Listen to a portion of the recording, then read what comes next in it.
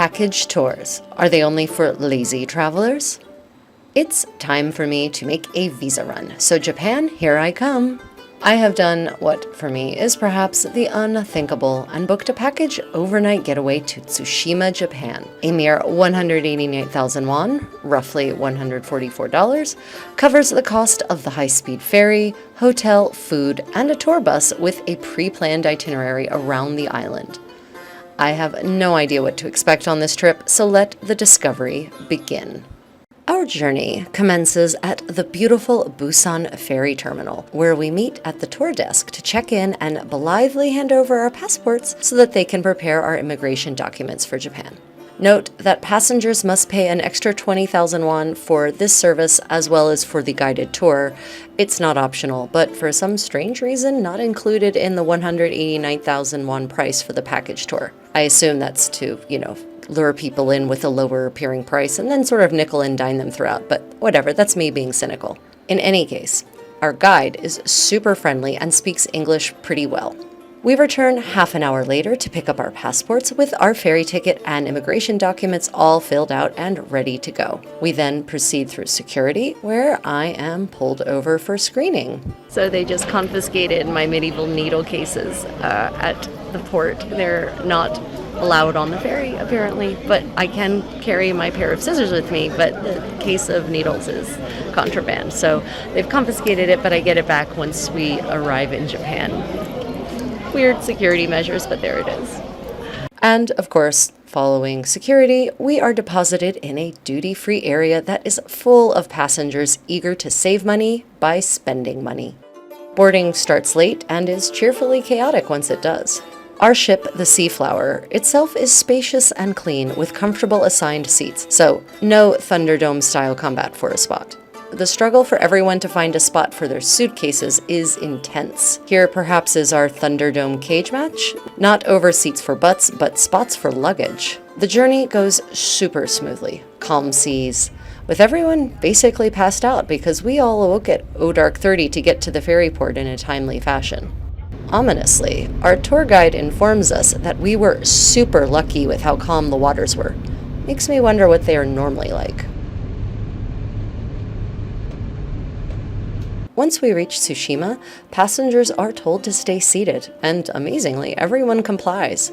Disembarkation proceeds with an almost choreographed calm. We are then funneled through immigration and customs, during which everyone's bags are inspected. No green lane on an island. When we exit customs, our guide is awaiting us. He greets me by name because I'm the only Westerner he has ever had in any of his tour groups, apparently, making me easy to remember. We are directed to the bus that will be our home on the road for the next 2 days. The seats are pretty narrow, typical of tour buses in Japan, I have found. More, traditionally sized Americans might find them uncomfortable to the point of having to take 2 seats instead of 1. First stop on our tour, happily, lunch. Thank goodness, because I am ravenous by this point, having not yet broken my fast and my day having started at about 4:30. The restaurant, a wonderfully shoes-off affair with floor seating, is already laid out for our arrival. Lunch is a carb lover's dream.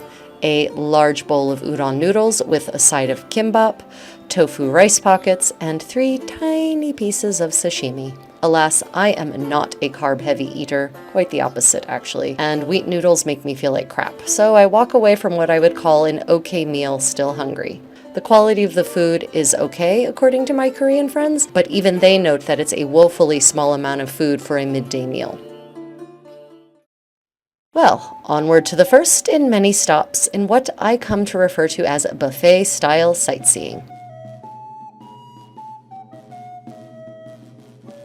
One of the benefits of bus touring is the rapidly changing views that it affords, and Tsushima offers plenty of captivating landscapes. Velvet-covered hills and mountains, whimsical water shimmering in the sunlight, which brings us to our first stop, Miurohama Beach, or as I come to call it, Paradise Found. Despite the crowds of bus tourists joining me on the shore, I can still feel the enchantment cast by this small stretch of white sand. Alas, However, this is a buffet tour, so we get all of 20 minutes to relax and enjoy the magic of this place. Back into the bus and on to the next checkbox, the unexcitingly named Korea Viewpoint. From here, one can see Busan, Korea on a clear day, which today is not, but still, a stunning outlook. Well, those 20 minutes are up, so back onto the road. Thankfully, Tsushima is an extremely picturesque island, so the ride does afford an array of alluring views. Next up, a stroll down Maple Road, so called for its plethora of lacy Japanese maples. Hands down, the most beautiful tree on earth. And yes, I will fight you over this. Here we get to enjoy a 25-minute mini hike. Okay, really, it's a gentle stroll through the woods along a boisterously babbling brook, but still enjoyable and refreshing, despite the lack of technical challenge. Hey, I'm used to Korean trails, which are all straight up basically, usually with lots of stairs. Anywho, our 30 minutes is up, so once more unto the bus, dear friends. This time, we head up Mount Eboshi, making most of the climb in our steed of steel, with just the last 100 stairs or so to climb to the top. But yeah, totally worth the climb. Even had we started at the actual bottom, this would have been a good reward for sweat and sore muscles. A wise friend once told me that he believed in a creator god because of the artistry that he perceived in nature. And in moments such as these, I have to concede his point. Well, 25 minutes of sweaty transcendental philosophizing over, back into the bus. Next stop, check in at our so-called pension. I will admit that the first view is not exactly inspiring, feels a little sus, actually, as the kids are saying these days. Apparently, the UU Hotel is newly built by a Finnish cabin builder, hence why I feel shockingly transported to Finland. It's a quad arrangement, and our little two-person room has been forced into a three-person shape by adding a bed in between the two, thereby turning basically the whole bedroom into, well, a room that is a bed. There is a central common area that will no doubt host some sort of evening social activity involving sake, but we haven't got time for more because it's time to get back on the bus and head to the spa at which we will be having dinner. Yes, you heard me correctly. Spa. Dinner and a spa, actually. Eat dinner, get naked in front of strangers with an attractive fresh food baby in tow, and relax in hot water while your body attempts to digest said food baby. After our lackluster lunch, I'm apprehensive about what might be awaiting us. More noodles and rice, maybe? However, I am pleasantly surprised. Meat. Lots of meat. Thank God for protein. That being said, I note wryly that this is Korean barbecue, 100%.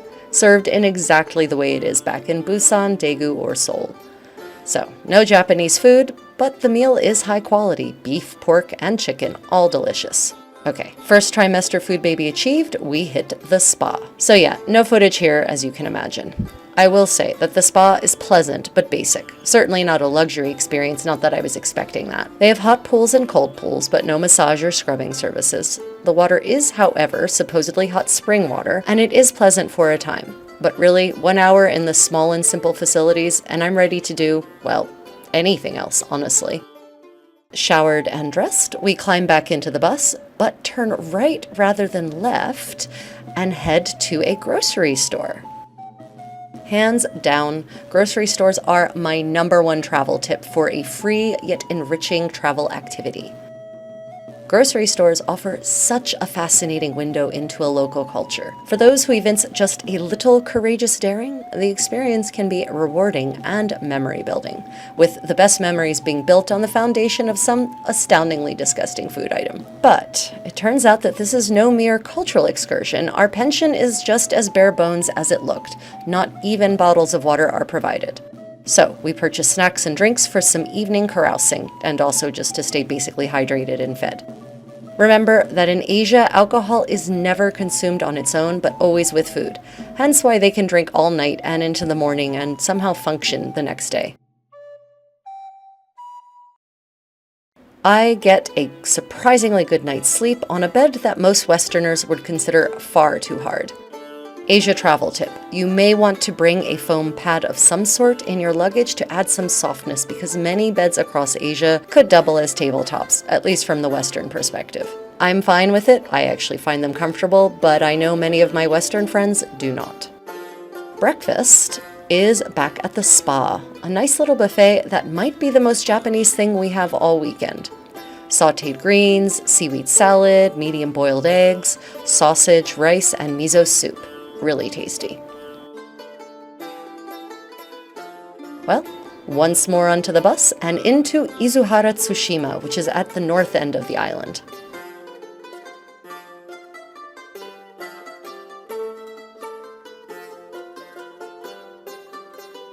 First stop, the duty-free. So every guided tour I've ever been on has stopped at some sort of shop or store. The tour guide gets a kickback from any purchases. So I'm not at all surprised, just wryly amused. As is my custom, I purchase nothing of the mass-produced items of a mostly unidentifiable composition. We soon head out for what is called free time on the schedule, but which in this case equals a guided tour. First stop is an early Edo castle gate, or rather a reconstructed castle gate. Sadly, most of the originals have not survived, but happily, many have been rebuilt across Japan. The castle that once stood here belonged to the So clan, the lords of Tsushima. In an effort to spend a bit more time at the castle gate, I end up separated from my tour group. Happily, not a challenge for me. I head directly to the beautifully historical Tourist Information Center to see what I can find. The center not only offers sightseeing maps, both paper and digital, but has a lovely little mini museum that provides some fascinating information about the history, culture, and nature of Tsushima. It is here that I learned how Tsushima functioned as the gateway between Joseon, Korea as was, and Edo, Japan as was, and that the castle here operated as diplomatic lodgings for the Joseon embassies consisting of hundreds of people that would make their way from Joseon to Tokyo via this island. This 17th century Japanese illustration depicts just one such embassy. Bonus, this space is extremely air-conditioned, so a perfect place to cool down before heading back out into the burning summer sun. Thanks to the tourist map, I now know that there is a castle town with historic buildings, so let's head that way. Even though this town was clearly heavily rebuilt after World War II, it retains some of its medieval shape in parts. For instance, here is what was a clearly defensive moat around the so-called castle town. This neighborhood is filled with Edo-era homes built in an enchanting style. There is even a street called Samurai Avenue, where multiple Edo samurai residences are not only still standing, but still inhabited. Getting off the beaten trail for the win.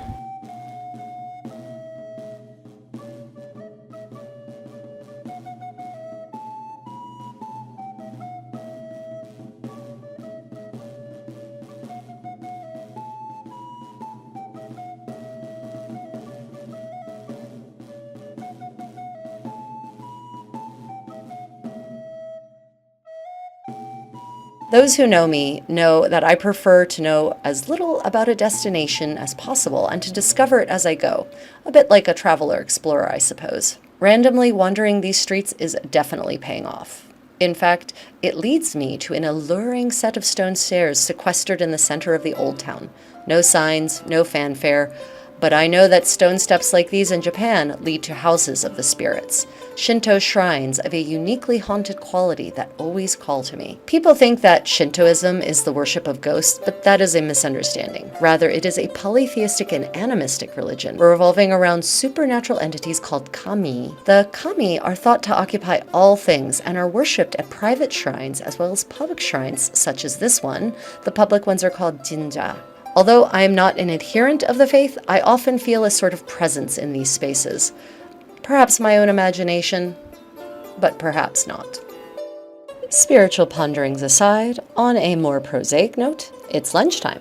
Lunch is included in the package tour. We are eating at a Japanese restaurant in the central shopping center. My hopes of a local meal are, however, cruelly dashed by the tonkatsu and panko shrimp sitting on my plate. In my opinion, the most uninteresting and least Japanese dish in existence. It was taken over wholesale from French cuisine during the westernization of Japan in the Meiji era, among many other dishes. Tonkatsu is also massively popular in Korea, so obviously calculated to to not challenge any tourist taste buds in any way.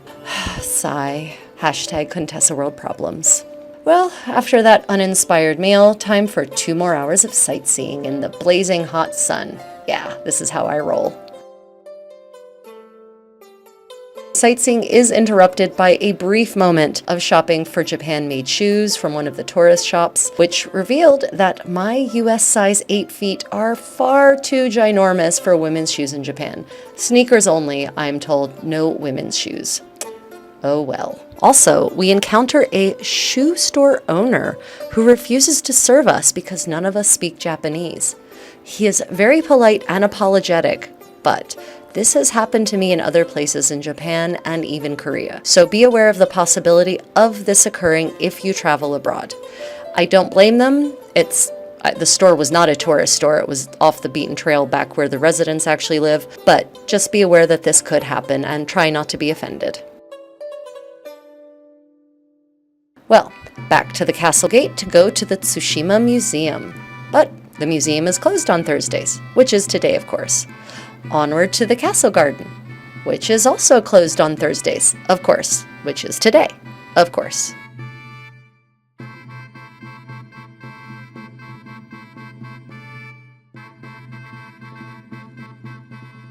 Walking around the garden perimeter, though, reveals this alluring complex, the cemetery of the So clan, the lords of Tsushima, the owners of the castle, as was. This cemetery was apparently established in the 17th century and is still maintained by Shinto priests. I would definitely like to explore this sumptuous space. But I have no yen left, and there is a 300 yen entry fee. Apparently, 17th century cemeteries don't accept credit cards. What I can see of the complex definitely makes me want to return and explore these things in more detail. In fact, all of the cultural experiences and sites are closed on Thursday. No kimono experience, no pearl engraving experience, no tea experience. Yep, need to come back on not a Thursday. So I head back to the grocery store to pick up some items for the trip home. Travel tip for Japan. Japan has the best bottled green tea I have ever had. No preservatives added and made from quality green tea. So refreshing on a hot day. No nothing, just green tea. Can you imagine? Well, time to gather at our meeting point, the duty-free store, of course. No doubt in the hopes that people will make more purchases while waiting for the rest of the group to arrive. And several people do in fact fulfill this unspoken wish. We then strike off on foot for the ferry terminal. Thank God, no more bus.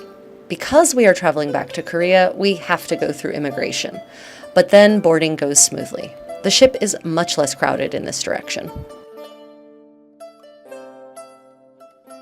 So, my thoughts and observations? Overall, Tsushima is a paradisiacal island with a fascinating history and much beauty and enrichment to offer an inquisitive, active traveler. As for the package tour, the itinerary covered a lot of ground, literally. We hit most of the highlights. The tour guide was great, fantastic attitude, lots of good information provided all throughout, but only in Korean, to be expected as the target group is clearly Korean speakers. So, get fluent in Korean or bring a translator friend.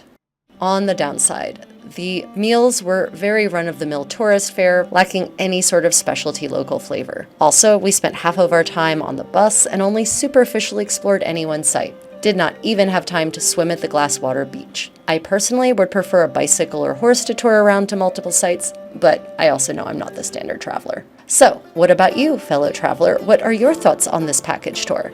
Your kind of trip?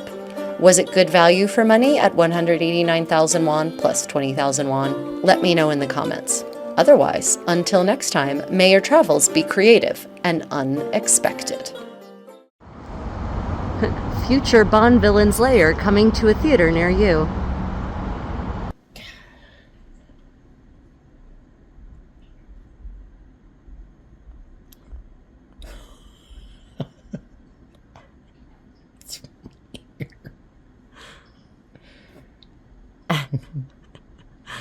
What are you doing, baby? Why? Piercing should go right here.